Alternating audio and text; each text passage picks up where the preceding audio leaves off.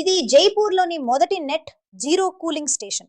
బయట 40 డిగ్రీల ఎండ, లోపలికి అడుగు పెడితే 5 నుంచి 6 డిగ్రీలు తక్కువగా అనిపిస్తుంది.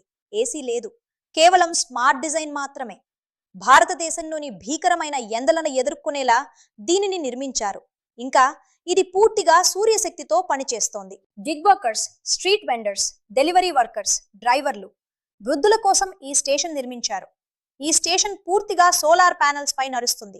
ఇవి లైట్స్, ఫ్యాన్స్ మరియు ప్రతి కొన్ని నిమిషాలకు పనిచేసే స్ప్రింక్లర్ సిస్టమ్ కి పవర్ ఇస్తాయి. ఫైన్ మిస్ట్ స్ప్రే గాలిని చల్లగా మార్చుతుంది.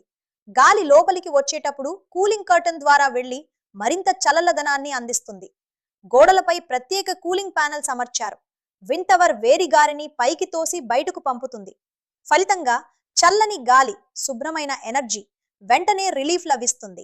జైపూర్ మున్సిపల్ కార్పొరేషన్ మరియు మహిళా హౌసింగ్ ట్రస్ట్ కలిసి దీన్ని నిర్మించారు. ఈ స్థలం ఎండలో ఎక్కువగా ఇబ్బంది పడే వారి కోసం బస్టాండ్ దగ్గర రోడ్డుపై ఏర్పాటు చేశారు. ఎవరైనా ఇక్కడికి వచ్చి ఎండ నుంచి ఆశ్రయం పొందవచ్చు. ఇది ఉదయం 7 గంటల నుంచి సాయంత్రం 5:30 వరకు తెరిచి ఉంటుంది. ఒకేసారి 30 మంది వరకు ఉపయోగించవచ్చు.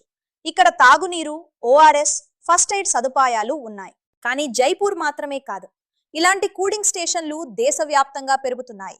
అహ్మదాబాద్లో లాల్ దర్వాజా వద్ద ఉన్న కూల్ బస్ స్టాప్ రోజుకు 3000 మందికి పైగా ప్రజలకు ఉపశమనమిస్తోంది.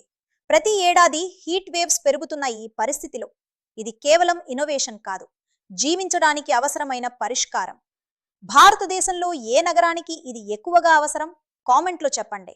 ఇలాంటి మరిన్ని తాజా వార్తల కోసం IHMO లైవ్ న్యూస్ ఆంధ్రప్రదేశ్ను సబ్స్క్రైబ్ చేయండి.